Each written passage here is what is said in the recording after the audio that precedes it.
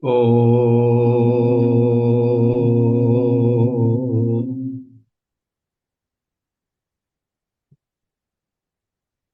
Om.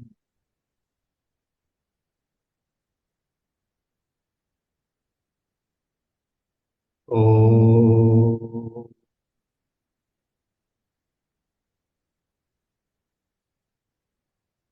Om Sahana Vavatu Sahanau Bhunaktu Sahaviryam Karavavahai Tejasvinavadhitamastu ma Vidvishavahai. Om Shanti Shanti Shanti. समस्त जन कल्याणे निरतं करुणामयं नमामि चिन्मयं देवं सद्गुरुं ब्रह्मविद्वरं सद्गुरुं ब्रह्मविद्वरम् ॐ पार्थाय प्रतिबोधितां भगवता नारायणेन स्वयं व्यासेन ग्रथितां पुराणमुनिना मध्ये महाभारतम् अद्वैतामृतवर्षिणी भगवती अष्टादशाध्यायिनी अम्ब त्वामनुसन्दधामि भगवद्गीते भवद्वेषिणी यं ब्रह्मा वरुणेन्द्र रुद्रमरुतः स्तुन्वन्ति दिव्यैस्तवैः वेदैः साङ्गपदक्रमोपनिषदैः गायन्ति यं सामगाः ध्यानावस्थिततद्गतेन मनसा पश्यन्ति यं योगिनः यस्यान्तं न विदुत्सुरासुरगणाः देवाय तस्मै नमः देवाय तस्मै नमः। ॐ श्री गणेशाय नमः। ॐ श्री सरस्वत्यै नमः। ॐ श्री गुरुभ्यो नमः। So today's class will be only half an hour because we are celebrating Mother's Day and Swami Chinmayananda anniversary, 110th anniversary. So after half an hour, we'll go in the hall to do the puja. And so the class will be short. In this topic on meditation, after Bhagwan finished all his teachings, then Arjuna had some beautiful questions, very pertinent. Last week we heard about how the mind can be quietened because that was his doubt that the mind is very difficult to control. And Bhagwan said it can be controlled with abhyasa and vairagya. Abhyasa is regular practice of the spiritual methods, spiritual techniques, and the study. And vairagya, because that is what gets the mind caught. It is caught in the world of objects, emotions. And so the mind has to be detached from those to attach to God who is within. That's what we also practiced today in our meditation class. So Arjun has now one more very beautiful question, which is number 37, chapter 6, number 37. Arjuna uvacha ayati shraddhayopetaha yoga chalita manasaha aprapya yoga samsiddhim Kam gatim Krishna gacchati. Arjuna uvacha ayati shraddhayopetaha yoga chalita manasaha aprapya yoga samsiddhim kam gatim Krishna gacchati. So Arjuna uvacha. Arjuna asked this question. He spoke. What did he say?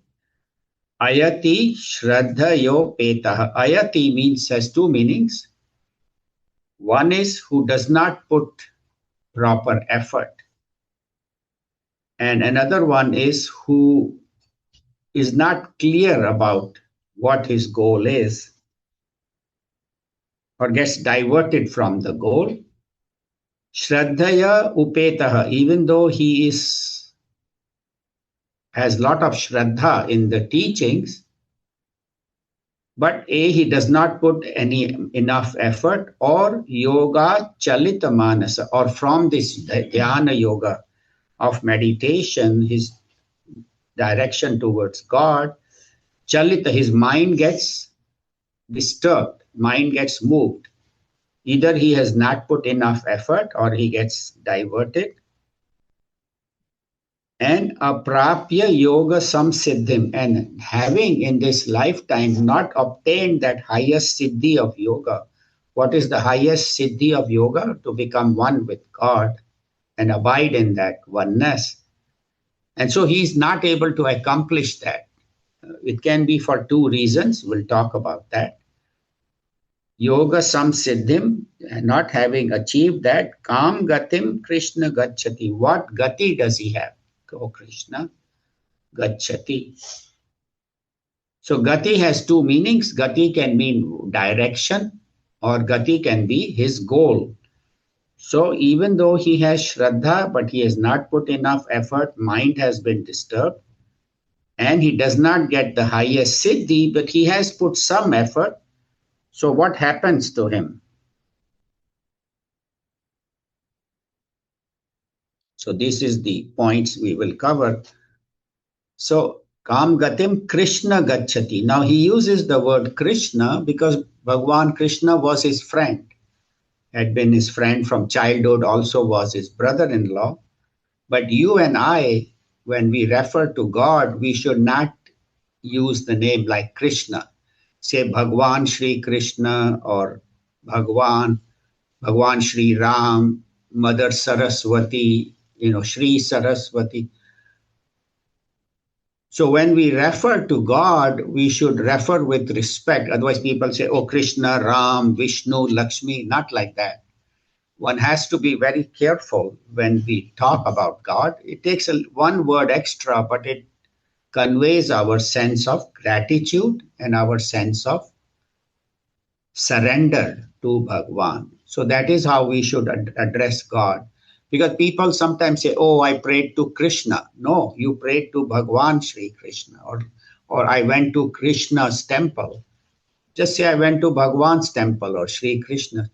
So that is how we should do. And that expresses our love for God, our surrender, and our gratitude. And Arjuna mentions a yati, one who has not put enough effort. What do we mean by not put enough effort? He has shraddha, he has faith in the teachings, and he starts on the path, he or she. And what happens to this person?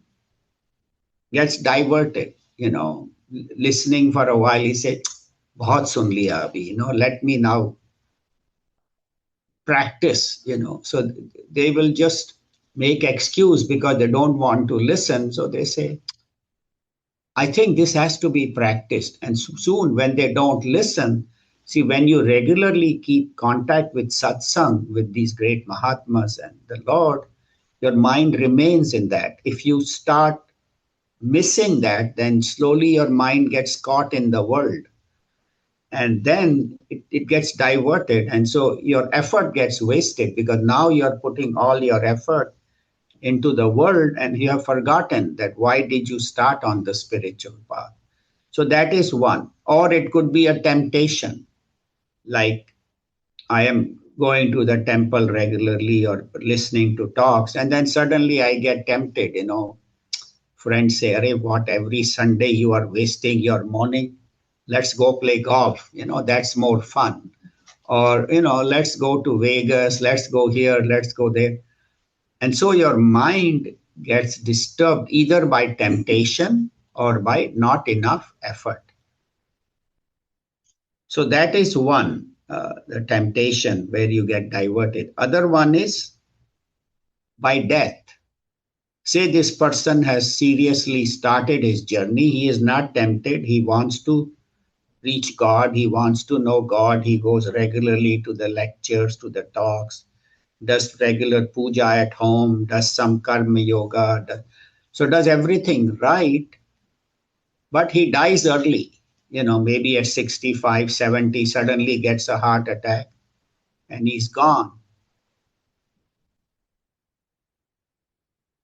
So he didn't reach his final goal, either because of temptation or because of death. So Kam Gatim Krishna Gacchati. What is his goal? What is his path? How can this person reach the highest? He has wasted. And next week, Arjun will again, well, not next week. This is the last class for this year. We will next meet on May 16th on Sunday.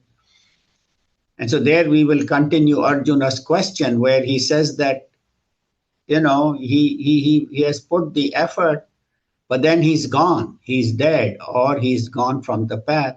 Then what will be his goal? What will be his path? What will he do? Is his whole life wasted? Pura life he was studying, going to temple and all. And why do we get disturbed? Because of our senses. Because our senses take us outside. That is the main cause of not pursuing the path. Because our senses say, oh, so much fun. Let's go have fun. Let's go to the magic mountain, take the kids, or you get busy hearing, you get into all these, listening to gossip or politics. So the senses distract us, and that's why we look for anitya sukha. There is nitya and anitya sukha. Nitya sukha is the sukha of Bhagwan, being with Bhagwan. Anitya is what we experience in the world. Anything that you experience in the world is temporary. Aaj hai, kal nahi hai. These joys I have today, I may not have tomorrow, because situations change, circumstances change, my body changes. So people have not enjoyed this joy completely. At the same time, they have not reached the highest. There is actually a beautiful song from the 1970s. I don't know how many of you remember. If you remember, then we'll know your age.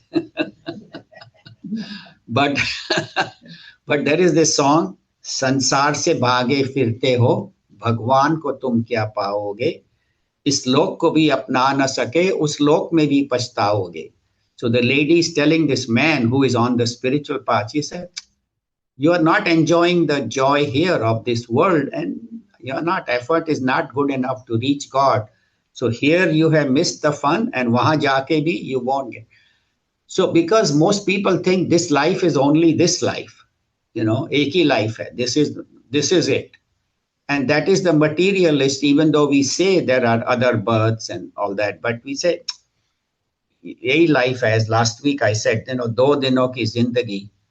So he said, life is only of 2 days. So remember God. Another one says, do din ki zindagi, enjoy life. So, you're not going to get this life again. So maja karo. So that is the most people's opinion of life is that, life is short, it is fleeting, and we don't know whether we'll come back or not. Who has seen, these rishis come up with some theories. They are sitting in the Himalayas, meditating. What do they know about the world? They have not enjoyed the world. They have not seen. So So that's the materialist thinking, and most people think like that. But Bhagwan will tell us in the next few shlokas after Arjuna's question that only thing that goes with us is our karmas. I read very beautifully. They said when you die, your wife will only accompany you to the door, because the wives don't go for funeral, they never used to. So she will accompany you to the door of the house, for jao. And then your friends will only carry you up to the Shamshan Ghat, up to there. Your son, okay, he will set fire to your body, so up to there. But then after that, they all leave you. That is the furthest they can come with you. Only thing goes with you is your karmas. What? None of this property, house, nothing, nothing, nothing. Your friends, your children, your grandchildren, you have so much attachment to them. None of them can help you. Yeah, on maybe on your death anniversary, they will do some Shraddh Puja or go to the temple or pray or something. But that's about it. Otherwise, they will forget. So do not be too attached to people, things, situations. Keep your mind in God as much as you can. How long can I keep my mind in God? And because that is the only thing, whatever you carry is your spiritual progress. Whatever you have progressed in this life will not go to waste. Bhagwan will tell us. Nothing goes to waste. If you have done puja, if you have done karma yoga, if you have studied this knowledge, all will remain with you. Your spiritual blessings from all the good people and everything, Mahatmas. So that will stay with you, and that alone is important. So Bhagwan says nothing goes to waste.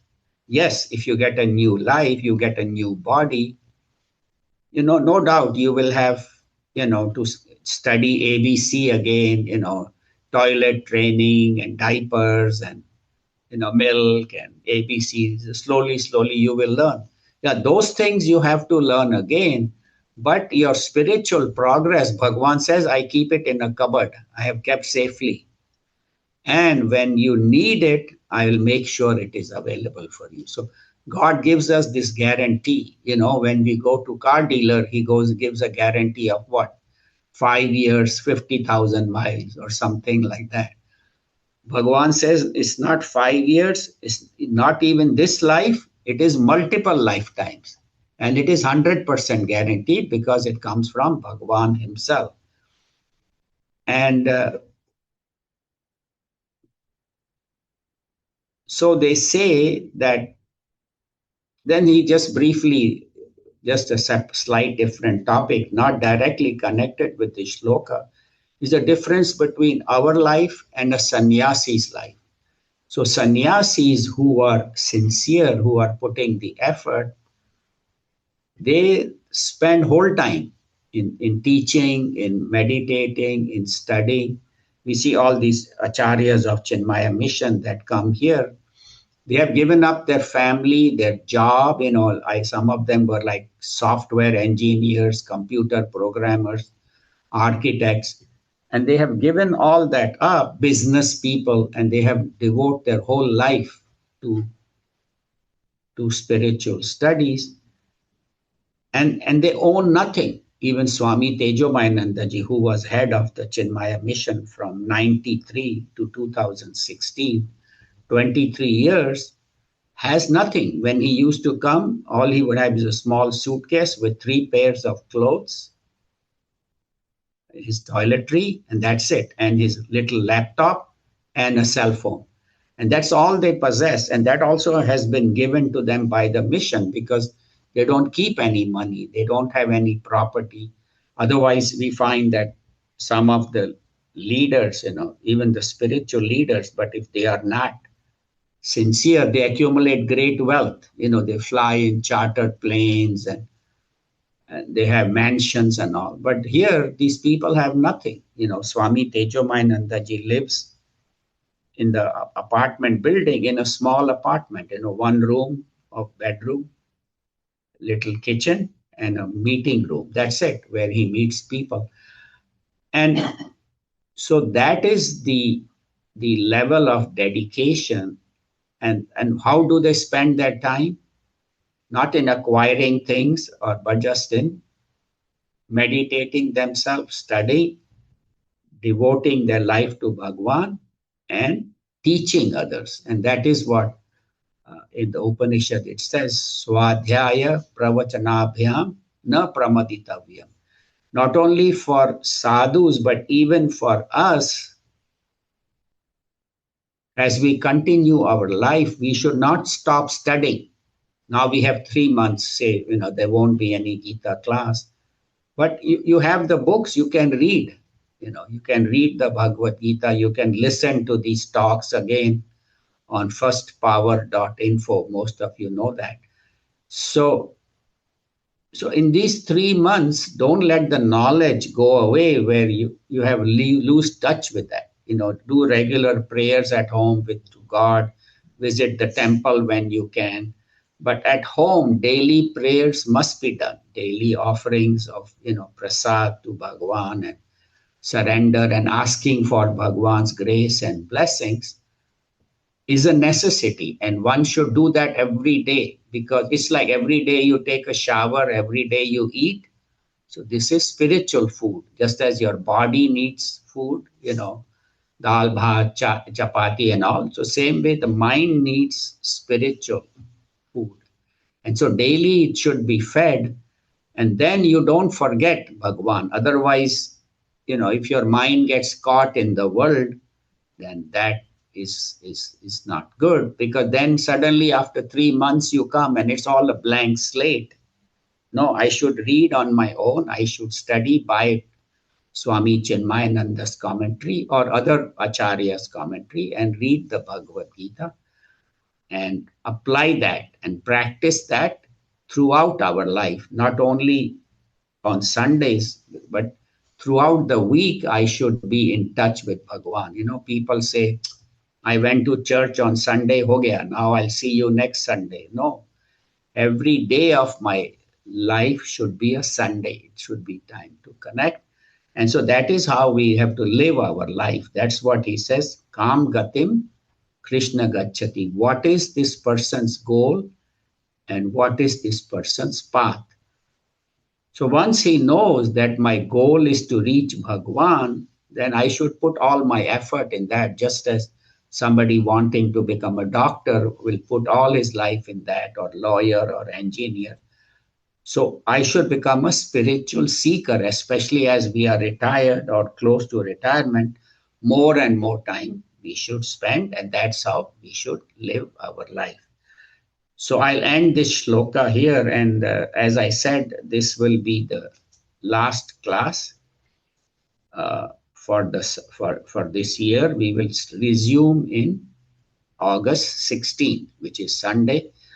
So keep practicing, keep reading, listening. You can even listen to these talks again. If you go to firstpower.info, there are talks by other acharyas, other Swamijis, very, very nice. So please visit our site.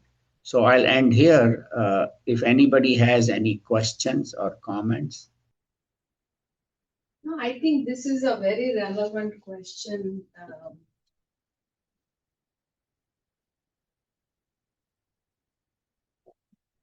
I think this is a Hariom.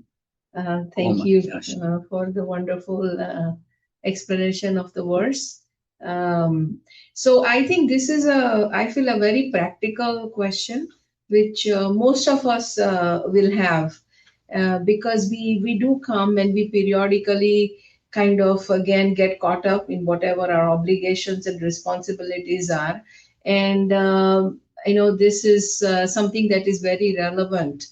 And as you said very aptly, I think the reason to keep coming to these classes is to keep bringing us back to what is important and what our priorities should be. So thank you, and look forward to the answer as we go further. Answer, yeah. Thank you. Thank you.